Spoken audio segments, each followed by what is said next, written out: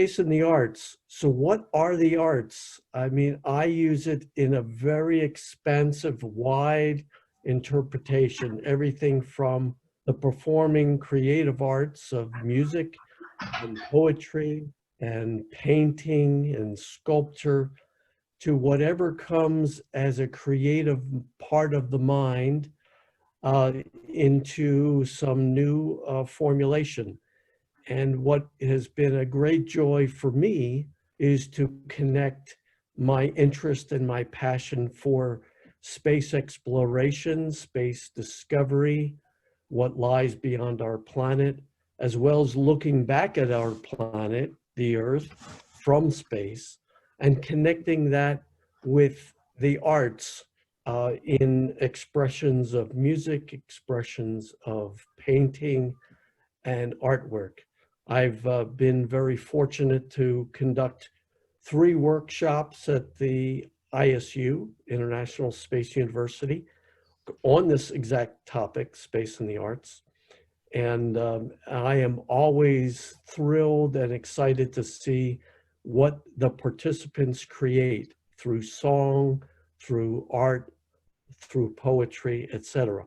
And I plan to share a couple of those. I thought what I would do first, before taking any questions, which I invite later on, I think what I'd like to do is share my screen and share a few examples of this space in the arts that can give much better than my words. They can give visual and artistic images of what exactly different people have done. And perhaps some of you in your own creations or your own mind either imagine or have already created some of these works of art as well. And I encourage everyone to feel that this is a way of joining, perhaps, as we say, different parts of the brain, the intellectual side, the artistic and creative side, and to connect other parts of your own lives. Some of you, I expect, are musicians and artists and writers and creators in many different ways, perhaps beyond my own imagination. So you will see that here are examples of people who have brought to us their own artwork connected with artistry. So with Elif's help and my own attempt here, I will screen share and bring to you several of these examples. So I will do screen sharing now.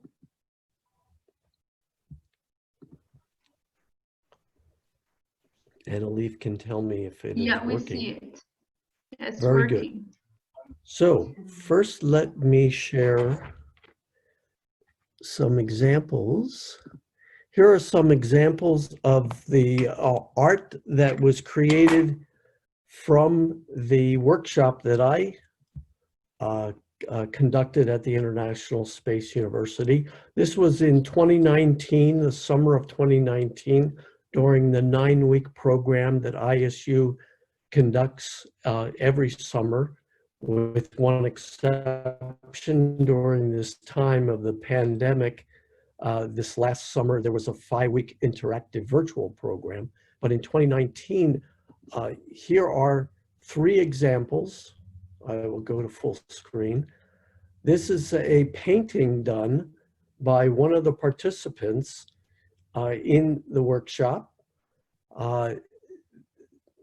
I can't even, we can have our own idea of what this painting corresponds to, but this is one of the participants. She is actually a lawyer in the United States, in Seattle. So in addition to being a lawyer and being interested in space, and now an alumni of the Space University working in space law, she's also an artist, and she created this. This is someone else in the participation did this work of art. I believe with creative online graphics. And then finally, this is a stencil where somebody cut out the shape of a rocket. Elif, are you still hearing me okay? Can you hear me okay? Okay, great. So Yeah, I hear that's very clear, and the screen is clear okay, too. very good. I'll check in occasionally just to make sure the internet is working okay. This was a cutout of just a piece of cardboard, and this participant cut out the shape so that if you fill in the color with whatever, either with a magic marker, with a marker, or with a paintbrush, you could create the shape of a rocket or on anything you wish to do. And again, this is just creative artwork.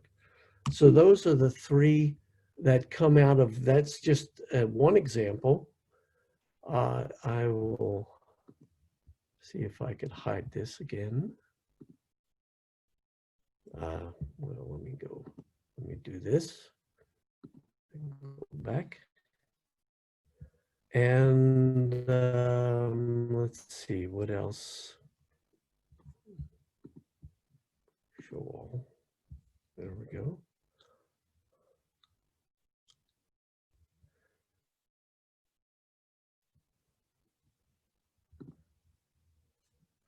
By the way, this is the astronomy picture of the day for today. And the picture they are showing is biking on the moon. Actually, biking along the ridge with the picture of the moon in the background. This just happened to be today's picture.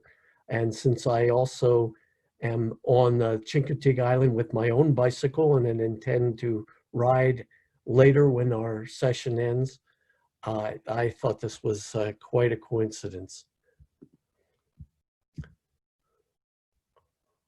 Let's see, get rid of that. Now let's see if I have my YouTube link. I don't.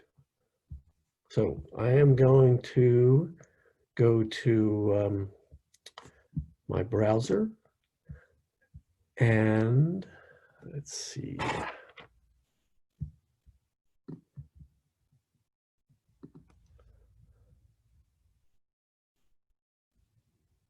So what I'm going to show is something that went viral.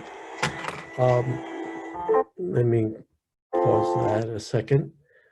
This is a YouTube video available to anyone who wishes to see it under the title Space Oddity. Oddity, that's a song that Chris Hadfield, astronaut Chris Hadfield from Canada, when he was on the space station, you will see him performing this, and this is what he recorded and got permission from the artist to create this song using his own a few extra words. So I will show this now. And go to full screen. Just to give another example of what someone with creative artistic talent who also obviously had a passion for space, and he became an astronaut. And let's see what he did. And many of you, I expect, has seen this. 5 minutes. We'll just watch it together.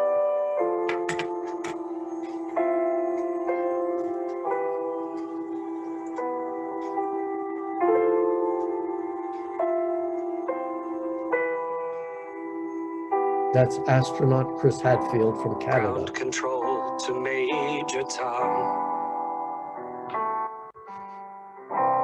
Ground control to Major Tom. Lock your Soyuz hatch and put your helmet on. Ground control to Major Tom. 7, 6, commencing countdown, engines on. 3, 2, detach from station, and may God's love be with you.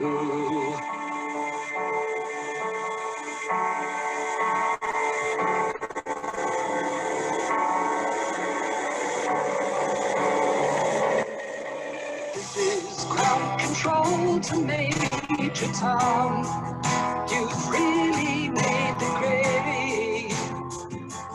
And the papers want to know whose shirts you wear. But it's time to guide the capsule if you dare. This is Major Tom to ground control. I'm left forevermore, and I'm floating in a most peculiar way, and the stars look very different today. For here am I sitting in a tin can,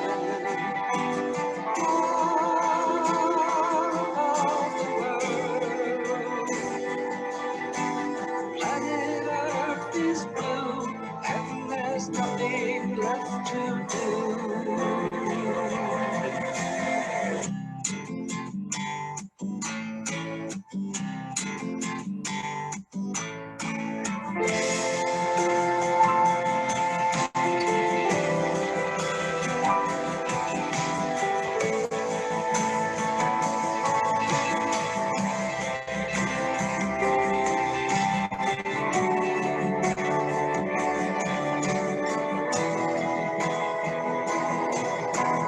Oh, I've flown 100,000 miles.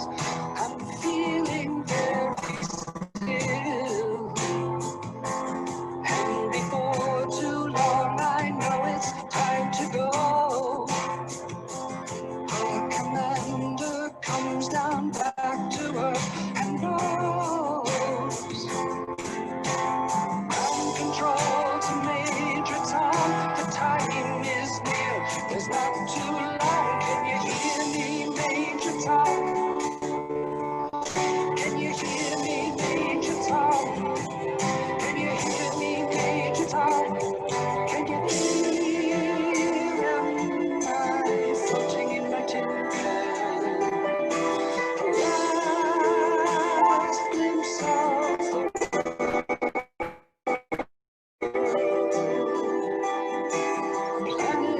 Earth is blue, and there's nothing left to do.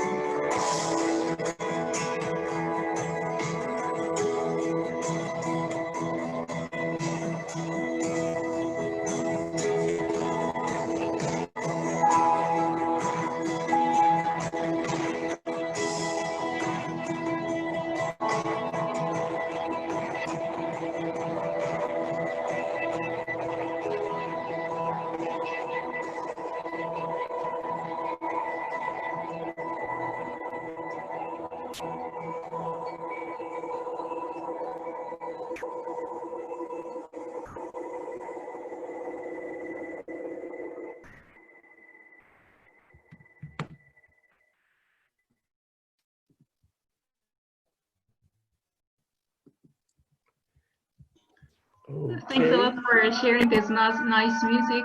And you know, a while ago, electricity went off, so we just stay in darkness. My friends made a spotlight on me. Just again, we have electricity finally. Okay, so did that come through okay, Elif? Yeah, that's okay. Very good. Let's see, how do I go back to the normal screen? Back to meeting, right?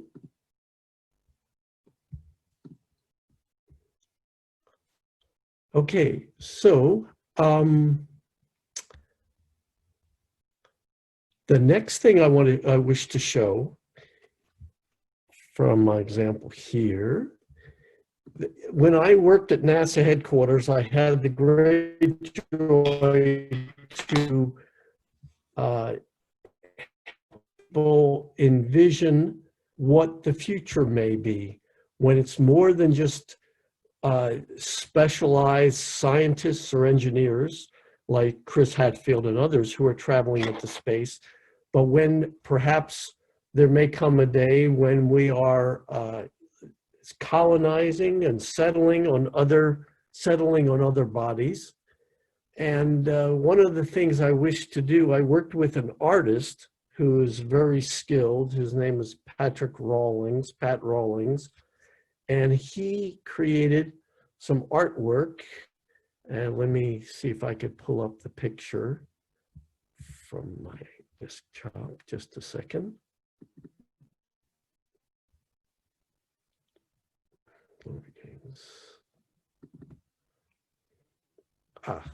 Okay.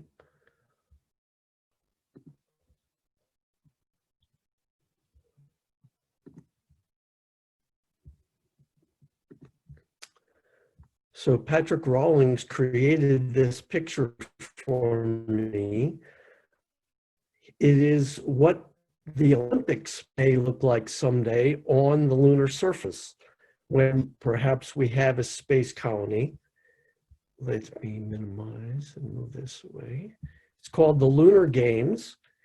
And I will read this here. In the 21st century, will the moon become a place where people live, learn, work, and play? With only 1/6 gravity, imagine pole vaulting to incredible heights, or events such as human flight inside this large dome on the moon made of a material which perhaps we could call unobtainium today because we cannot obtain it. We do not know how to build it. But perhaps someday future scientists or engineers will envision how, or architects will figure out how to create material that is transparent, that allows the light to come through, but creates an environment in natural air within this dome where humans with their strength may be able to have a creative foil or a way to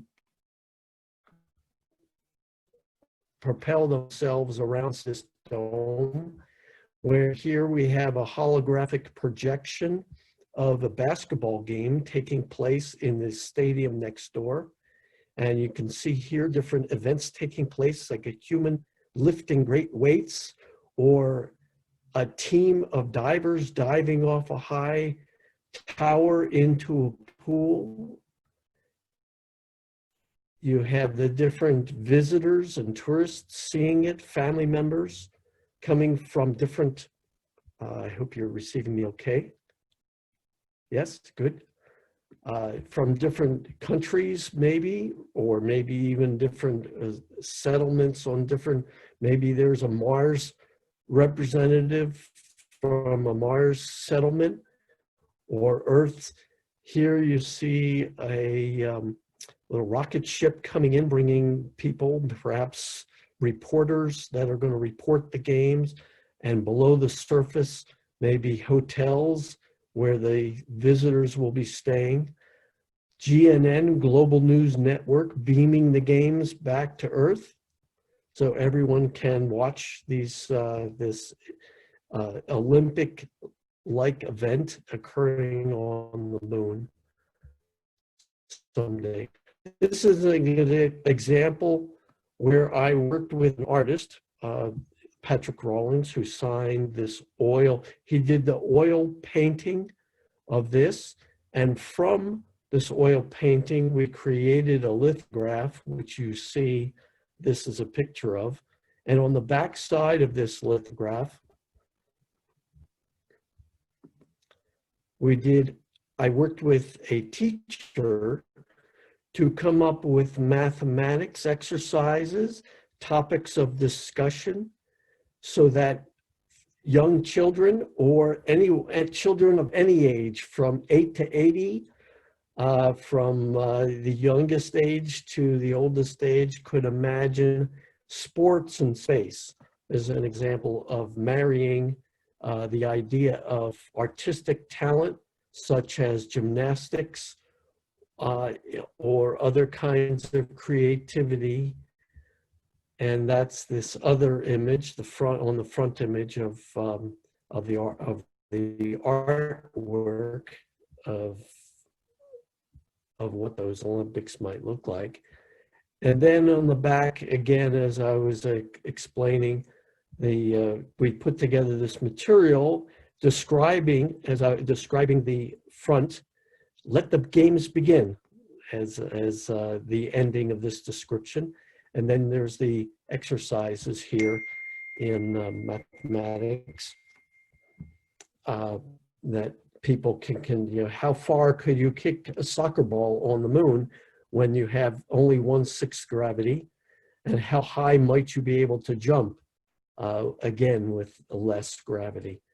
And then discussion, what events could you imagine with your own creativity could take place in 1/6 gravity or in floating a station that's orbiting the Earth? So again, this is a way that we can communicate with different ages and different people of different creative talents. The final thing I will show, let's go back to, is a slide presentation. This was my own creation where I worked with others to come up with poetry that would be combined with some of the most beautiful images that come from the Hubble Space Telescope and other formulations. Maybe we can have a little discussion about the previous picture, because I wonder something actually. As you know, that already on the mathematical calculation that we see the human can jump higher on the moon because of the gravity is less. So I a little bit animated all the sport activities in my mind, what we can do on the moon. So then, as you know, that there is analog practicing places on the Earth. So do you think can we create such a place on the Earth to practice, to experience this sport activity, like an analog sport center for a moon?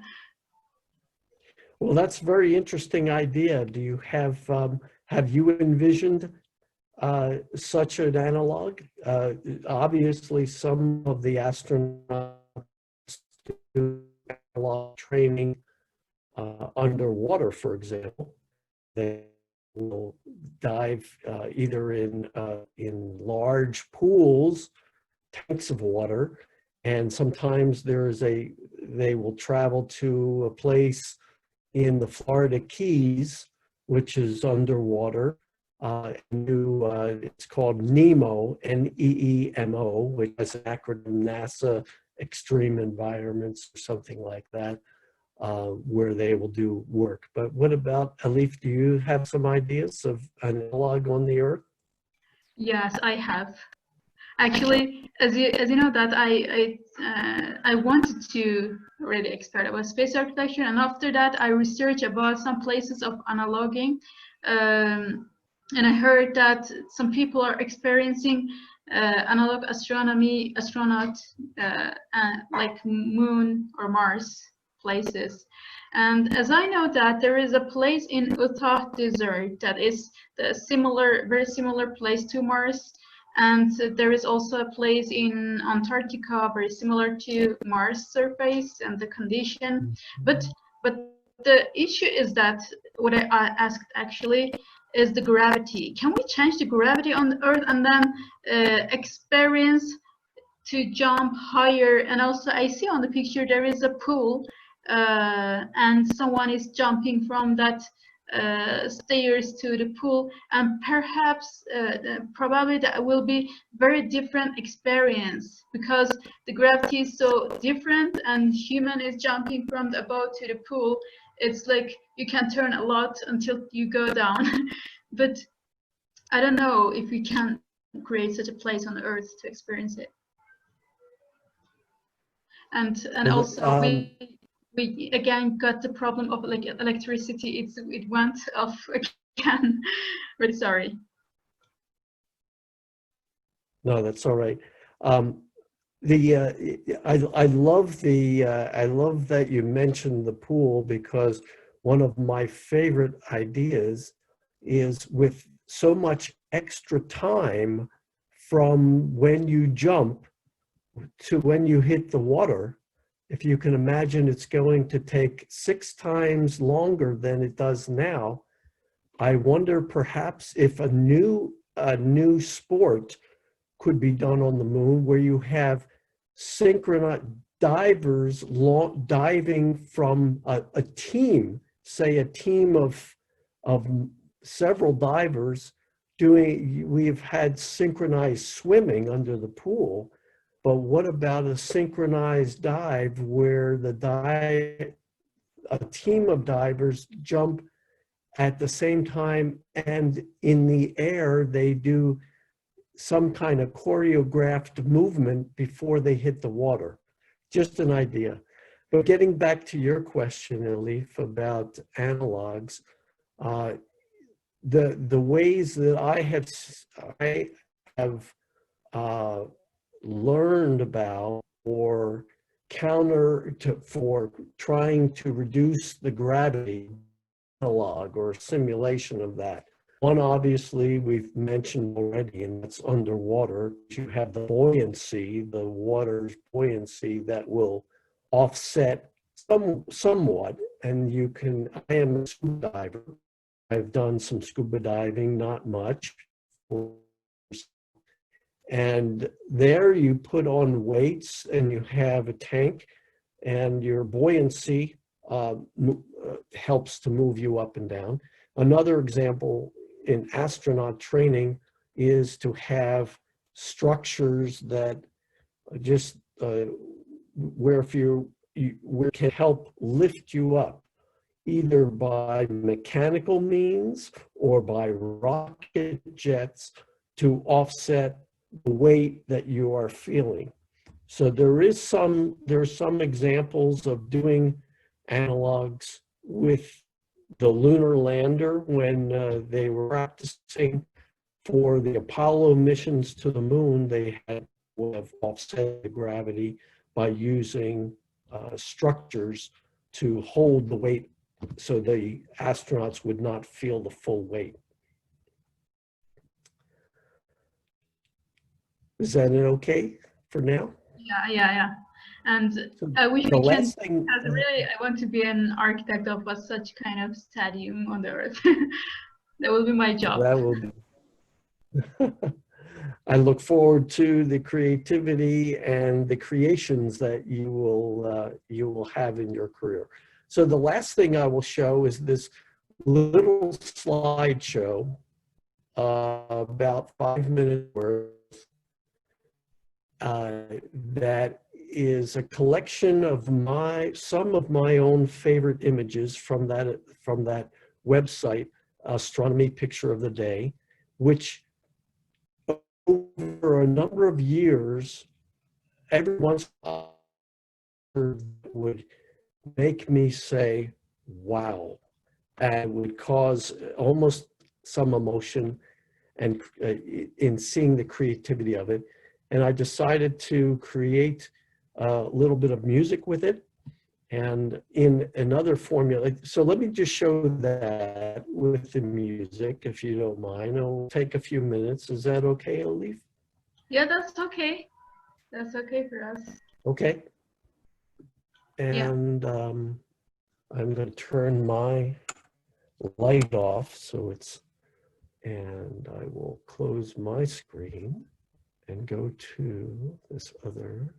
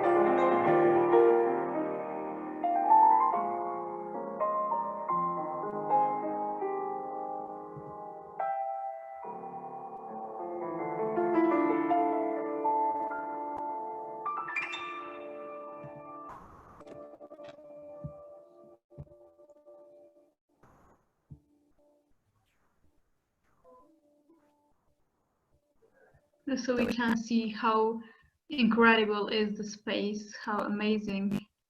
Like it's real art on the space.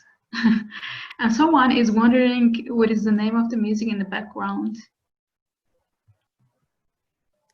So the name, it's Hine Matovu. It's actually from an ancient Hebrew tradition, I believe.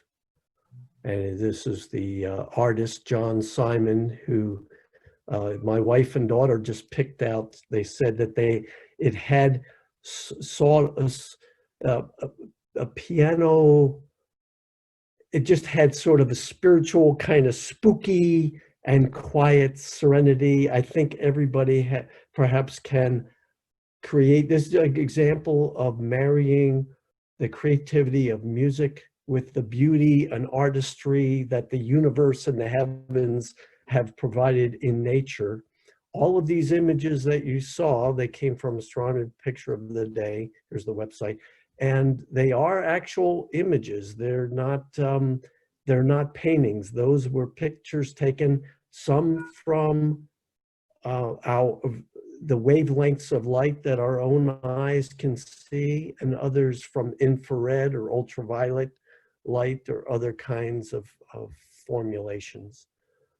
So I think, and in what has been done with this, let me hide this, go back. How do I, okay. Our team is itself very wondering about the space art actually. They love science and space with the music and the art actually. So also we have different groups of students, and also we have a group of astrophotographers. Maybe they are not, they cannot take like pictures like this, but still they have some picturing given. So maybe in the end of the section we can share that too. So this is, I did, before I leave, one other thing that I wanted to mention is, if you, I've with others, partnering with others, there have been a number of presentations of pictures like the ones I just showed, where we had a piano player playing his or her own music, and then people speaking poetry for each of the pictures that you just saw. And in some examples, it's been poetry from some of the sacred texts of the world's religions, from different religions, from Hindu, from Islam, from the Judeo-Christian faith, and sacred poetry from the ancient books of these religions, where those words are talking about the immensity and the awesomeness of creation around us. And you can hear those words being spoken in beautiful language, along with the music playing and these pictures on a large screen or in a theater. And that's another way of bringing the different forms of art along with an interest in space. And with that, I think this is the kinds of things I've done in my workshop. And now I am open to questions or discussion. Yeah. Elif, I will turn it back to you and you can lead us through that. Okay, maybe we can start with the first question of me. What I wonder is, do you think that in the science and space works previously, they were not considering about the Earth itself, but nowadays we see a lot of things in the art combined with science and space. What do you think about this? Is it true or not? Yes, I think you make a very good point. For a long time, the focus was engineering and science, and we need to discover things. And there wasn't so much attention. In fact, it was probably pushed aside because it was felt, well, we don't want to interfere with the intellect of finding new knowledge or building new things. But I think that helped. What helped, one thing that helped, there was an astronaut, an American astronaut during the Apollo program. His name is Alan Bean, and I believe it's the last name is spelled B as in boy, B-E-A-N, Alan Bean. He went to the moon. He walked on the moon. He was one of only 6 people that ever walked on the moon. And he came back from that experience as an artist and started to do artwork. And he just passed away. He's left us after a long life a few years ago. But his artwork is on the web and it's been sold in art galleries. And he was a pioneer in allowing people to talk about the art.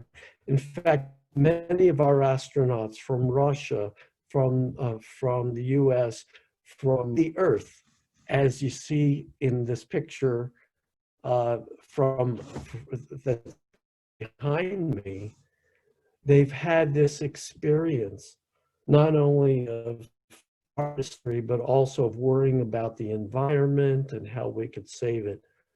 So that prompted a lot more people to realize that art, the artistry of portraying what you see, either in words or in song or in painting, is very much a part of the human experience and should be shared broadly. And in fact, if you go, one of the most popular museums in the USA in Washington, D.C. is the Air and Space Museum. And they have one of the galleries of that museum is all filled with artwork. So that's okay. I can start with the second question of Zine. It's not completely about art, but it's about space only. But still, I want to ask you.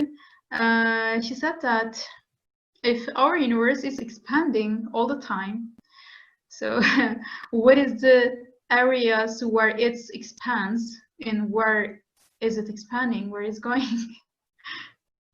Like where is it going to? Yeah. Well, this gets into an area where I think our future scientists and thinkers and philosophers perhaps will give us a clearer answer. It's one of the most mysterious questions that is puzzling humanity and the greatest thinkers right now. What is it moving into, and will it continue to expand, or will at some point it contract back into a smaller size? I have no answer because no one has an answer now. And whatever thoughts, if the person who asked that question, their thoughts about it may be as valuable as anyone else. Okay, the next question is about the picture that you showed us about the stadium. It's from Jaylin Akdeniz. She is wondering if, like, wouldn't swimming on the moon or jumping in the water from a high place have bad consequences, for example, regarding to the pressure applied to our ears? That's an excellent question. And I wonder that myself. We know right now, in fact, there's been quite a lot of study in the space station about what happens to your ears, the vestibular functions within the ear, which are very important to the balance of humanity. So a person senses the balance, and that's why often you can get motion sickness from a roller coaster in an amusement park or from traveling in a plane and going into space. And there's a lot of study about what happens for different with zero gravity, but there's very little that we can that we know right now about a fractional gravity, where we know the only experience we've had is on the Earth, one gravity, the normal gravity, and the acceleration that's produced say in an amusement park ride, or going in a rocket into space, and then the zero gravity that we have in orbit. But it's still for the future to understand what happens when we have, for example, 1/6 gravity like on the moon, or around 1/4, 1/4 gravity on Mars. So that's a good area of research for some future physiological researcher. Will there be some problem from diving into a pool? I don't know. Next. Yeah. So we have a question from a friend from Indonesia. Even it's very late there, but still she is with us and waiting for this. Thank you so much for joining us from Indonesia. Cool day was Turkish, so she waited for this panel.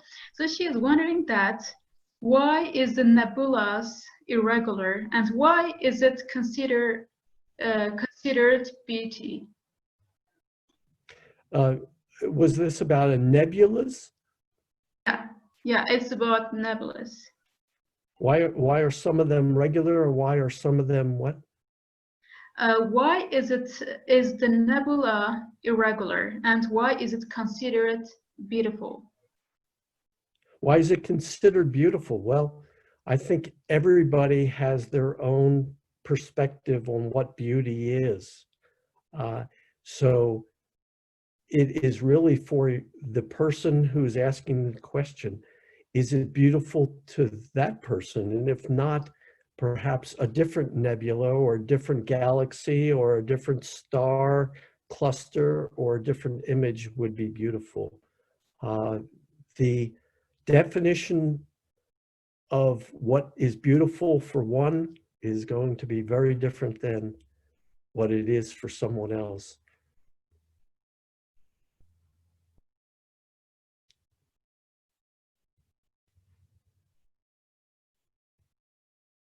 I can't hear you.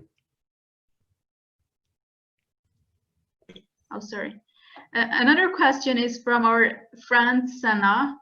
She asked how the space will influence our perception of art. Perception of art, pardon. How the space will influence our perception of art. Yes, I understand the question. I'm thinking about it. It's a deep question. Perhaps Elif, yourself, or perhaps the person who asks the question can give. I would love to hear what this person would think. How might it change the perception of art? Maybe we can call her that she can come to answer this, but still she doesn't want to come. I think, as with any, the definition of, from the basic definition of exploration and exploring comes new knowledge. And from new knowledge comes new perception. So I expect there will be new perception from space, and it will probably come in ways that surprise us all.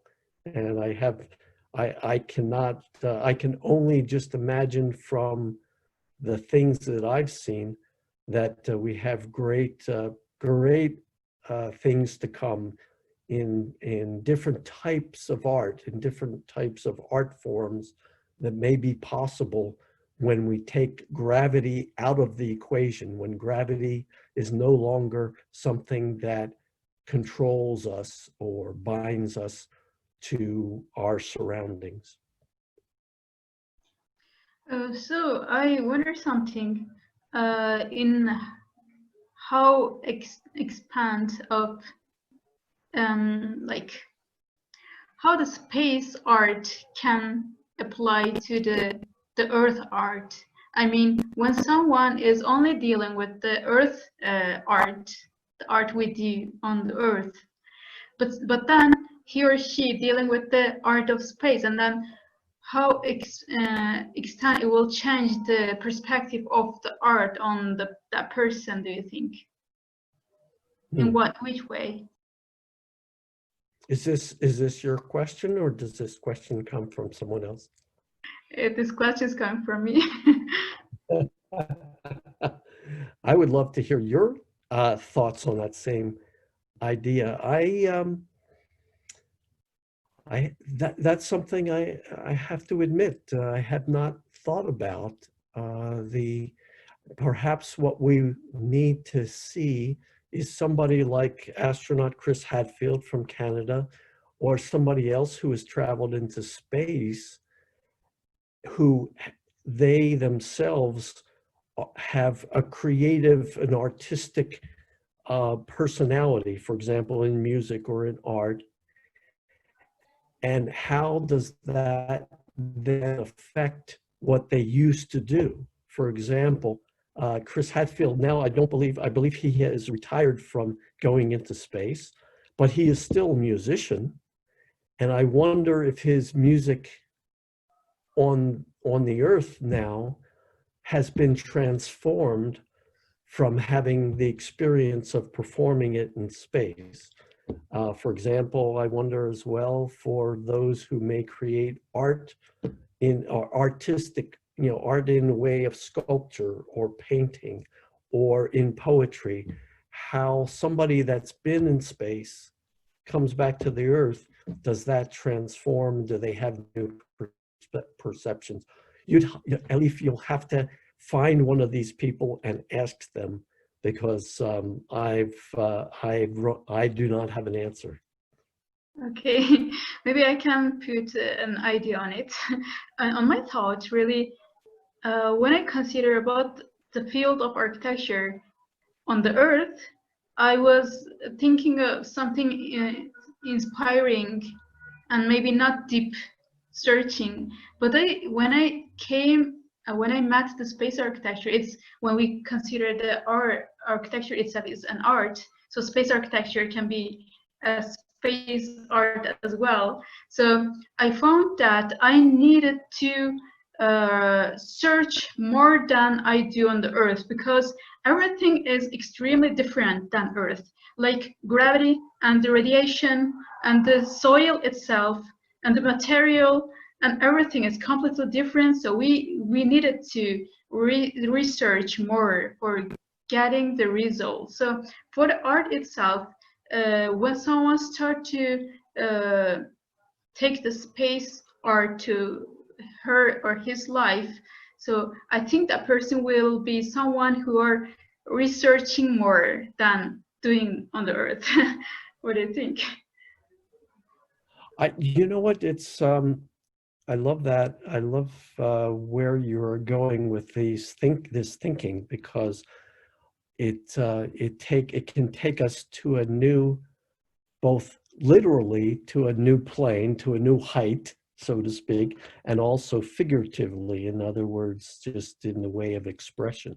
One thing came to mind as you were talking about architecture is there is in the ISU library, the International Space University Library, which is online. If you go to its library, it has a keyword search, and you can search on terms that for the research for 32 years, this university, the participants, the students have created team projects. And there is a way to browse the team projects by title, by keyword. And one comes to mind in 2009, when the gathering brought together about 120 people from 25 or 30 countries of all different ages, all at least with a university degree. One of the team projects was called Mars Caves. We know that on Mars, there are caves just like on the Earth. We have lava tubes and caves that are created underneath the ground, either by water processes or by lava processes. I was in the Canary Islands to do some scuba diving, and the island of Lanzarote that I was on is very volcanic, and it has long tubes under the ground, caves under the ground created by lava from ancient eruptions of volcanoes. So this team project called Mars Caves, and you can find it in the ISU library from 2009, looked at perhaps habitats on Mars, and now they're looking about the same thing on the moon, because we think there may be such caves on the moon.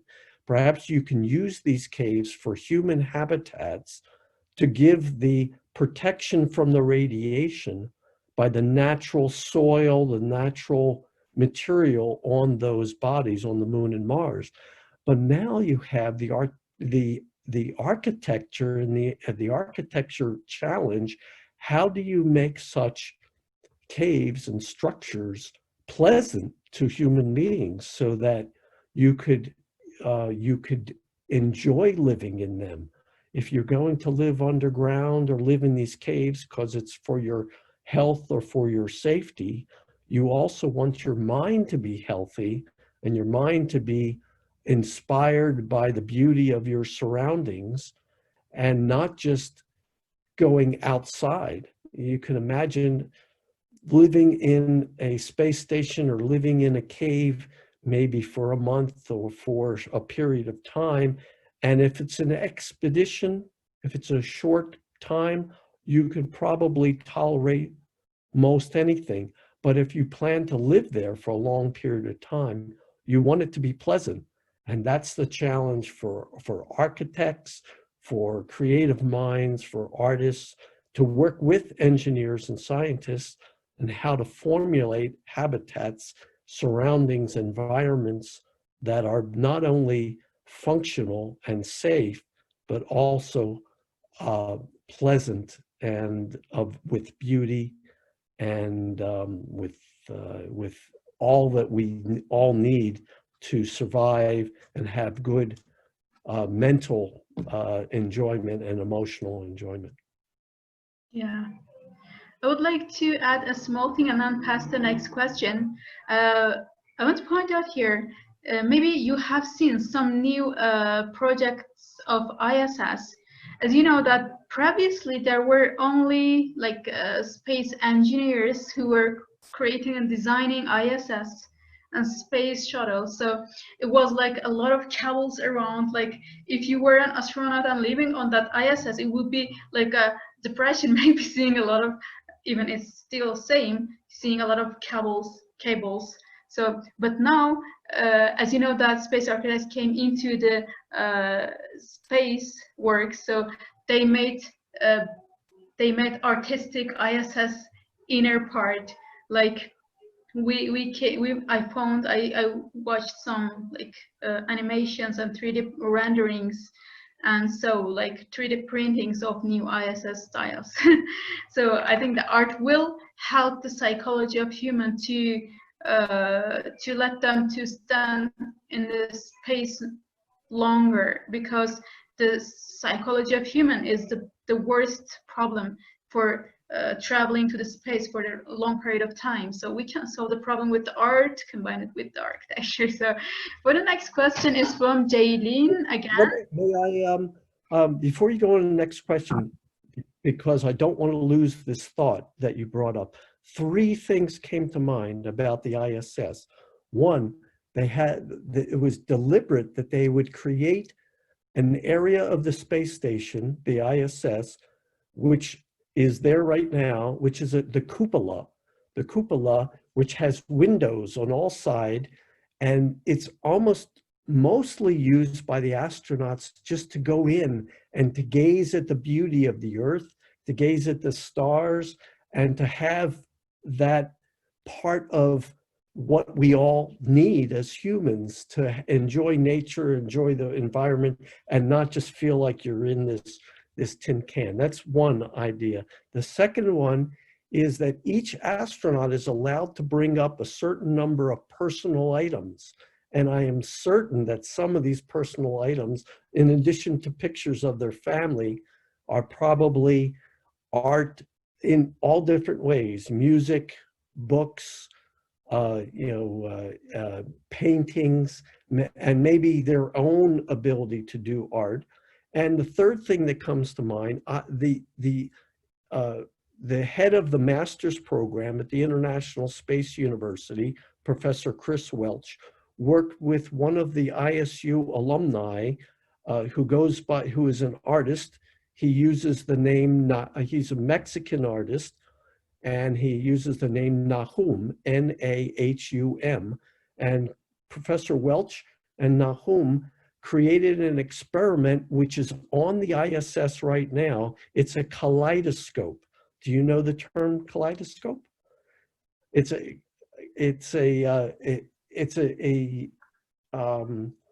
way of diffracting light to make all different kinds of colors. And they created this true experiment is solely for art. It doesn't have any other function. It's on the space station right now, and it uses sound. So if you're on the ground, and I was part of this experiment, we were on the ground and they took the microphone and placed it on the heart of somebody, and the heartbeat went up to the space station and caused the kaleidoscope to create lights.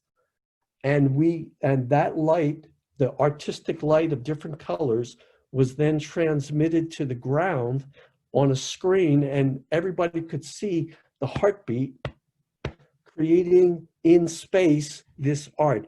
And the name of the experiment is Hydra, Hydra, number 3. And it's a kaleidoscope in space that the ISU, the International Space University, Nahum and Professor Welch created. And I'm sure I know there's some video on the internet that shows that experiment. So I'm sorry for taking time, but I wanted you to know that there is some artwork going on the space station, and it's not all just engineering and science. Yeah, I see. So the next question was, do you think art will be more relevant to space in the future? Yes, because I think that, as in that picture of the Olympics on the moon, someday when we talk about space, it will be like talking about going to another country or another continent. It is a place. And if people are living in that place, and of course, when we say space, we could mean living on a body like the moon or Mars, or a moon of Jupiter or moon of Saturn, or it could be living inside a structure. If you can imagine in the movie where Matt Damon starred, the actor Matt Damon, who did the movie The Martian, but he also did a movie called Elysium. And in Elysium, there is a space station of millions of people, a huge, huge structure floating in space of millions of people living inside, with beautiful rivers and forests, as well as residences. So everything floating in free space with zero gravity, but then rotating the structure so it would have artificial gravity. And when we talk about space, then art will be as much a part of the life of people living in these other places as the art is here on Earth. Yeah. You know, we have a kid group, so we take a lot of questions from them. They are here. They're around 10, 11, 12 years old. They wonder a lot and ask questions. The previous one and this question is also from them. This question is from Muhammad. He's asking that, do you think that a planet can be like the Earth one day? Like it can be changed and day by day? Thank you. Not day by day. This is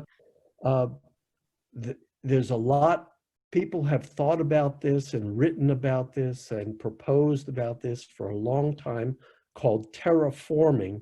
Terra from the word for the earth, forming, transforming. And people talk about the possibility of transforming Mars so that we know that Mars has water, but a lot of it is frozen. and it probably had an atmosphere, but somehow it lost most of it long time ago. And there is work. I would say there are people proposing things. There are others who say, do we have a right? Do human beings have a right to, should we be allowed to transform another world? Perhaps that other world has its own life. Maybe that life is in microscopic ways or other types of life that we don't understand. Should we be allowed to transform it? I would suggest that this person look at the term terraforming Mars, and do a Google search on it, or do some research in books, and perhaps a librarian, somebody who works with a library online or in their town or in their school, could help find some of this, because there's a lot of talk about that. And a big question is, should we do it? Maybe we should, maybe we shouldn't. I have no good answer more than that. Okay, the next question will be from me again, if you accept. I wonder this thing, after being with space more, so we travel to there, we will go to the moon again. So do you think that we can discover new materials for art itself, like new brushes, maybe papers, new colors, maybe new material to paint? Do you think we can do that? I think we will. I think we will. I think perhaps the first thing that will happen, and that will lead to discovery of new materials, the first thing might be, how could we try to create the artistic materials we usually use? Somebody, for example, if somebody is on the moon and that the person is an artist back on Earth, may take some soil of the moon or other materials on the moon and mix it with a little bit of fluid or liquid. It may not be water, may want to mix it with some other kind of liquid, to try to create a painter's type of paint. And in the process of trying to create what they think they had on Earth, they may create a person may create something totally new. And that's my first thought, is that very often the discovery and the surprise comes when you're not looking for it. You're looking to try to do something else. So that's the answer that comes to mind for me.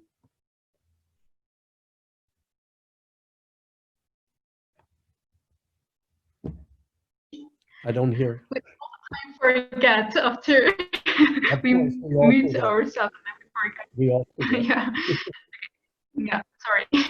And is it, I said that, is it okay for if I do a screen share and show some pictures, space pictures from our team, from some mentor teacher and our students? Maybe you can criticize and check how nice or bad we are. Oh, yeah. I don't know if I have a right to criticize. I certainly will love to see the pictures. I think we have about another 10 minutes. Oh, wow. Yeah. So we can share it, and then maybe we have other questions I can ask you. This is so this is some, oh, is this this is a slideshow or with music? It's a video, 2.5 minutes only. Okay.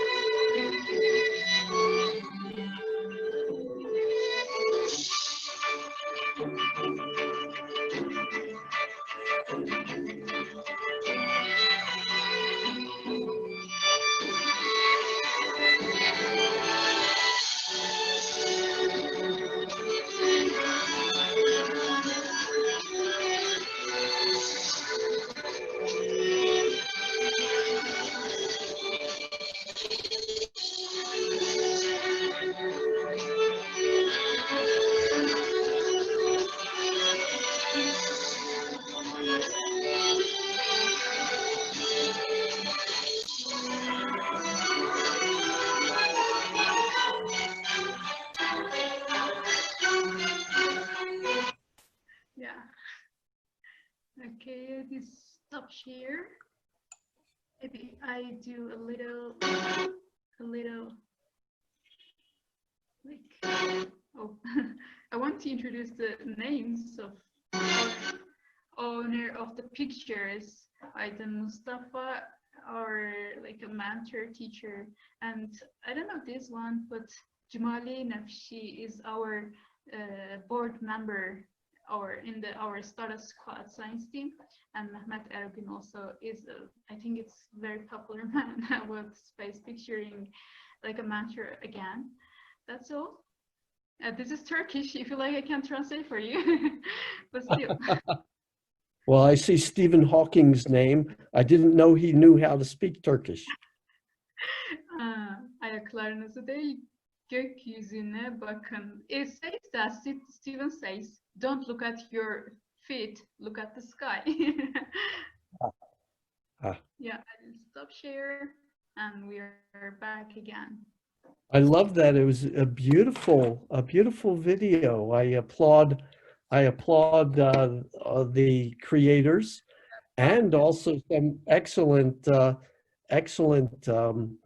astrophotography, some beautiful pictures through the telescope. It's great to see this kind of creativity. And I like, what was the music that we were hearing? Was it computer generated, or was it on actual instruments? Oh, I don't know, because I didn't prepare the video. One of our friends prepared. He is here. I can ask him, but he is not here. Oh, yeah, he's here, but he's a little bit feel difficulty about understanding English, so I can write in Turkish for him. Yeah. No, that's all right. The other, oh, are you asking, or should I ask my other question? Oh, yeah, it's okay. Are the people who created this, are they all in Vaughan, in the town where you are, or? In our team, we mainly created our team in Van, and then we spread it to other cities of Turkey. The one who took these pictures, none of them are in Van, but still they're. They're all in Turkey? Yeah, they're all from Turkey, and one of it, I think, is living in Germany now. Okay. And the pictures that we saw, well, I did see one that was Northern Lights. So was that actually, were the Northern Lights, the aurora, able to be seen in Turkey? Yeah, that's right. We don't see it in Turkey, but you know, they all the time move to places. They select a place and then they go there, they do camping and then take pictures from the night until morning. So one of our mentor teacher, Aydın, he went to capture these pictures in the north part. I see. So it went to a different country. Yeah, that's right. Oh, for pictures, yeah. You know. It is one of my goals in life to go somewhere to see the Northern Lights, the aurora. That's one thing I have not experienced, and would love to see it someday. Once I can travel again. Yeah. Okay, we have finished our questions. Oh, very good. This is the perfect timing.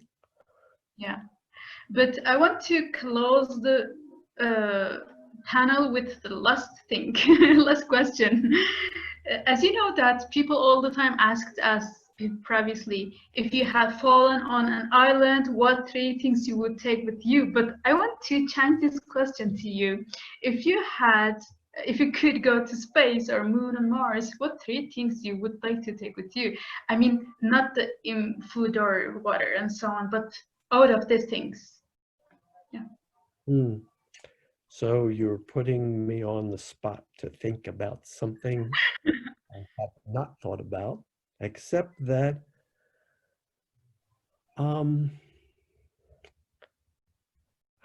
you know, in taking this trip that I just took, which means 2 days ago, I left my home I woke up in the morning, decided I'm going to see this rocket launch. It's a night launch. What would I want to grab and take with me? And so I'm using that to help channel to your question. What did I take? Maybe everyone here can think about this question and write on the chat box what they think. What do you think, guys? Are you there? Yeah.